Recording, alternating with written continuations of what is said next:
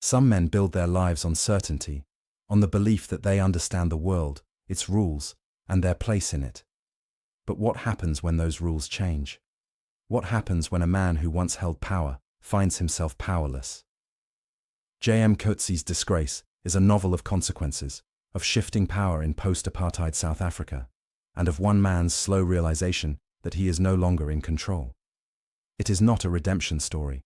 It does not seek to justify or excuse its protagonist. Instead, it presents a stark and unsettling reality, one that lingers long after the final page. This video will take a closer look at the novel's key themes and characters, exploring how Disgrace reflects a nation in transition. David Lurie, The Fall of a Privileged Man. David Lurie is a 52-year-old professor of romantic poetry at a university in Cape Town. Twice divorced, he sees women as fleeting distractions rather than equals. He views his affair with a young student, Melanie as a poetic entanglement rather than a misuse of power. But Melanie's discomfort and withdrawal reveal the imbalance. When the university demands an apology, David refuses. He believes in personal integrity, but not in accountability. His resignation is not an act of defiance, it is the first step in his decline. He leaves the city behind and retreats to his daughter Lucy's farm in the Eastern Cape, expecting solace. Instead, he encounters a South Africa he no longer understands. Lucy Lurie. Strength in silence. Lucy has chosen a life far removed from the academic world her father inhabits. She is independent, pragmatic, and deeply connected to the land she farms. Unlike David, she understands that the South Africa of old no longer exists. But she is also vulnerable. When she is attacked and raped by 3 men who invade her home, she does not seek justice in the way David expects. She refuses to leave, refuses to fight back in the way he believes she should. Instead, she chooses endurance over resistance, making painful compromises to remain on her land. For David, this is unthinkable. But for Lucy, it is survival.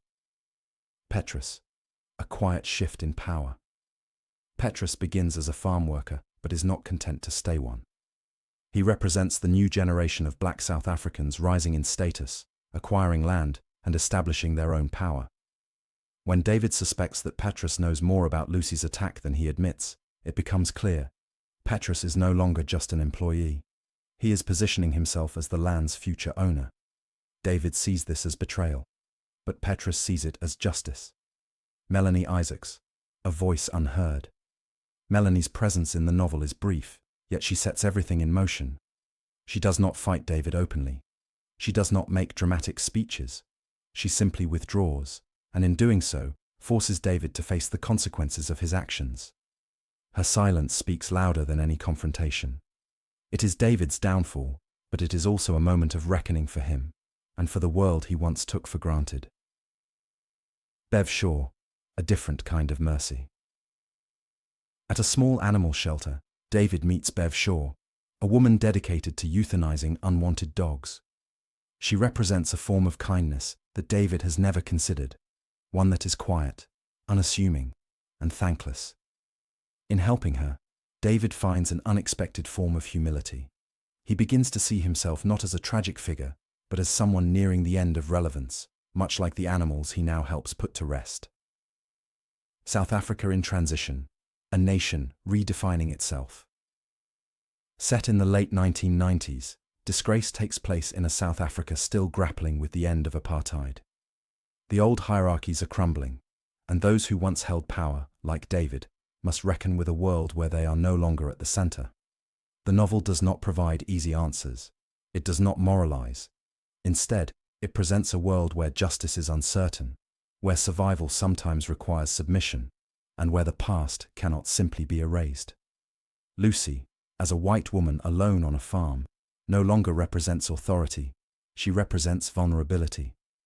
Petrus, once a worker, is becoming the new landowner. And David, once a professor, is now a man without a place. This is the heart of Disgrace.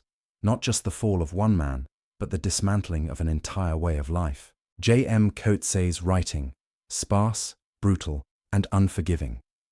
Coetzee's prose is precise and unembellished. He does not allow sentimentality to cloud his story. Every word is deliberate. Every silence carries meaning.